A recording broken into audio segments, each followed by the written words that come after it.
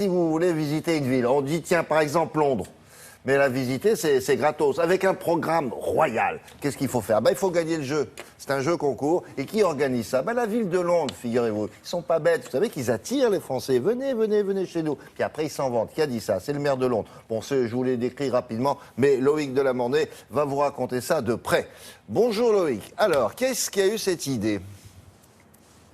Bonjour William, alors oui, c'est la mairie de Londres comme vous l'avez dit. Alors on entend toujours parler de concours qu'on peut gagner à la radio, gagner 4 jours à New York ici ou là, ça il y en a tous les jours.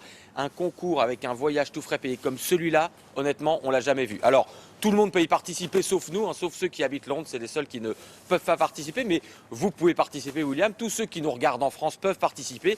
Il suffit d'aller sur le site de la mairie de Londres, vous trouverez très facilement. Et il suffit d'envoyer quelques mots, un petit message ou une petite photo, une petite vidéo pour dire quelle serait sa journée idéale à Londres. Et puis celui qui aura eu l'idée la plus sympa, la plus originale, gagnera ce voyage. Attention, un voyage fabuleux, 15 jours, tout frais payé pour vous et pour la personne de votre choix. Le mieux, c'est que je vous laisse regarder le programme, il est ébouriffant, dans ce reportage que nous avons fait avec Laura Calmus et Osgur Kizilates. Nous recherchons notre invité d'honneur. Notre ville sera à votre service dès votre arrivée. Alors, répondez-nous, Londres vous attend. C'est à l'invitation de cet acteur britannique que vous pouvez répondre. La mairie de Londres a réalisé ce film pour attirer tous les candidats à son jeu concours hors norme. 15 jours, tout frais payé, une avalanche de privilèges, des rencontres à faire tourner la tête. Attention les yeux et les oreilles, écoutez bien le programme. Vous irez voir la comédie musicale Beautiful, mais avec accès aux coulisses, aux artistes et escorté par une star, la chanteuse Jessie J, qui sera votre meilleure copine pour la soirée. Le lendemain, plus sérieux mais tout aussi prestigieux, visite privée du musée des sciences avec, comme professeur rien de moins qu'un génie, le plus célèbre astrophysicien du monde, Stephen Hawking.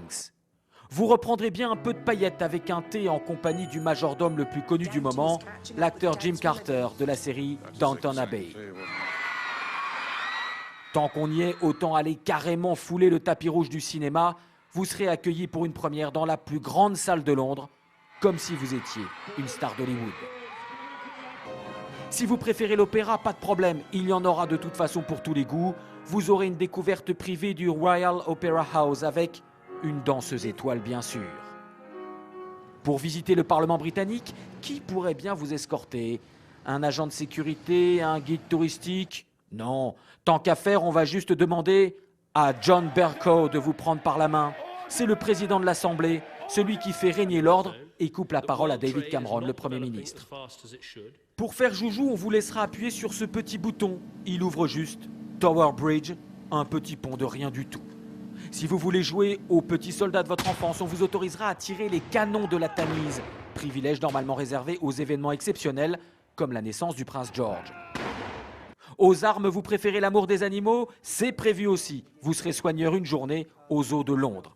Avec un programme aussi ébouriffant, monsieur le maire est fier de son petit effet. Il s'agit de rappeler au monde que Londres est la première destination touristique. C'est votre chance de devenir notre invité officiel. On vous traitera comme un chef d'État.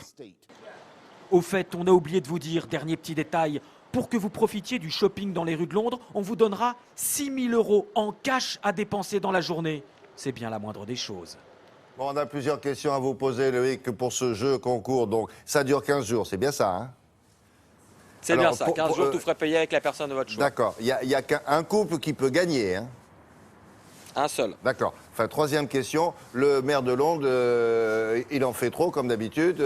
C'est pas Londres la première destination touristique au monde, c'est Paris. Je dis ça comme ça, hein? Ah William, vous avez appuyé là où ça fait mal, mais vous avez vu, le maire de Londres, Boris Johnson, il est coutumier du fait et il vend très bien sa ville. Vous avez vu quand même tout le marketing autour de ce concours. Il faut reconnaître quand même que Londres a beaucoup progressé. C'est vrai que Londres a clamé cette année qu'elle était devenue la première ville touristique au monde, devant Paris. Alors Paris a hurlé évidemment. C'est compliqué de les départager parce que les chiffres, les modes de calcul ne sont pas les mêmes. Je ne rentre pas dans les détails, mais Paris est en zone Schengen, donc on ne peut pas très bien voir quels sont les étrangers qui viennent.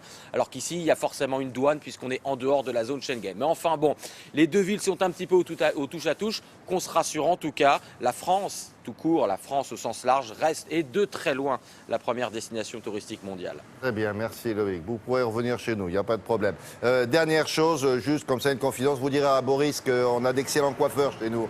Pas de problème pour lui. Ça marche, pas de problème. Au revoir Loïc, bon week-end, à bientôt.